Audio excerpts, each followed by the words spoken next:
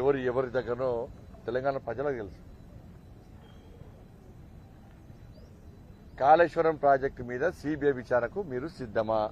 First దాని మీద స్పష్టం చేయాలి. మేము అది ఒకటే, కేసీఆర్ బీనామీ అయితే సిబిఐ విచారణ మేమెందుకు అడతాం? ఇప్పుడు గతంలో కాంగ్రెస్ పార్టీ ఏం చేసింది? సిబిఐ విచారణ జరపాలని చెప్పి లేఖలు రాసింది. అప్పుడు భయపడ్డటువంటి బీఆర్ఎస్ పార్టీ ప్రభుత్వం సిబిఐ వ్యతిరేకంగా ఏ విధంగా తీర్మానం చేసిందో, ఏ విధంగా చేసిందో తెలుసు మనకు. కాబట్టి కాంగ్రెస్ పార్టీ ప్రభుత్వం ఇలా రాష్ట్రంలో ఉంది. కాబట్టి సిబిఐ విచారణ కోడలు తప్పేముంది వాళ్ళకు? ఇవాళ నిన్న చీఫ్ జస్టిస్ లేఖ రాశారు, మేడిగడ్డ బ్యారేజ్ మీద మాత్రమే విచారణ జరపాలని చెప్పి. మరి 1,00,000 కోట్లు కాళేశ్వరం ప్రాజెక్టు మీద కేసీఆర్ కుటుంబం దుబ్బిందని చెప్పి కాంగ్రెస్ పార్టీ గతంలో ఆరోపణ చేసింది వాస్తవము. మరి పూర్తి కాళేశ్వరం ప్రాజెక్టు మీద విచారణకు కాంగ్రెస్ పార్టీ ఎందుకు చీఫ్ జస్టిస్ లేఖ రాయకపోయింది? ఒక మేడిగడ్డ బ్యారేజ్ మీద ఎందుకు రాస్తున్నది వాళ్ళ? మరి ద్వంద్వ విధానాలు ప్రజలు సహించరు. మరి బీఆర్ఎస్ పార్టీ అవినీతి మీద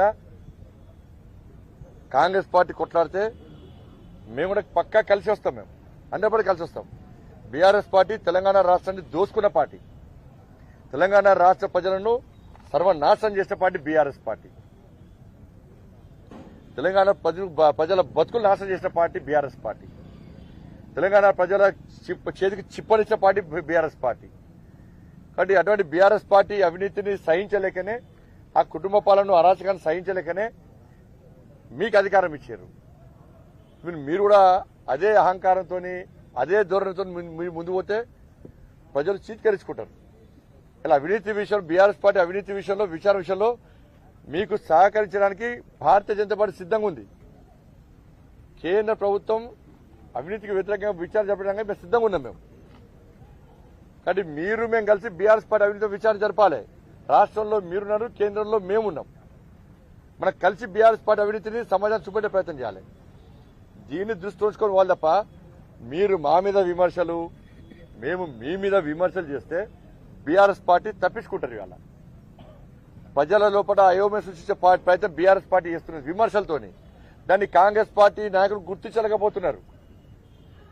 మరి బీఆర్ఎస్ పార్టీకి సపోర్ట్ గా మాట్లాడుతున్నారు వీళ్ళు. బీఆర్ఎస్ పార్టీ అవినీతి మీద ప్రజల దృష్టి మళ్లించేందుకు మాట్లాడుతున్నారు, అర్థమైతలేదు.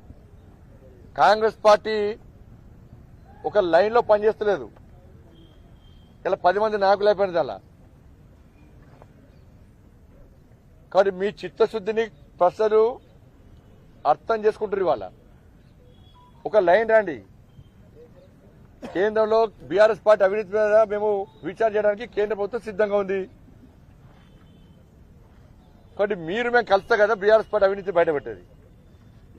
ఇవాళ మీ కాంగ్రెస్ పార్టీనే కొంతమంది ఆ విచారణ అంటారు, కొంతమంది ఈ విచారణ అంటారు, కొంతమంది కాళేశ్వరం మీద విచారణ అంటారు, కొంతమంది మేడిగడ్డ మీద విచారణ అంటారు, బ్యారేజ్ మీద విచారణ అంటారు.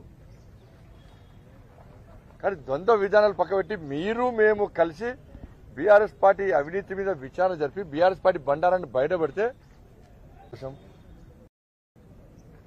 గతంలో పూర్వ విద్యార్థి పరిషత్ కార్యకర్తగా ఈరోజు ఈ కార్యక్రమంలో పాల్గొనడం ఇంకా ఆనందాన్ని ఇస్తున్నారు. గతంలో నుంచి కూడా విద్యార్థి పరిషత్ స్వామి వివేకానంద యొక్క ఆశయాలను సాధించడానికి ఈ జాతీయ యువజన దినోత్సవం సందర్భంగా దేశవ్యాప్తంగా అనేక కార్యక్రమాలు నిర్వహిస్తున్న సంస్థ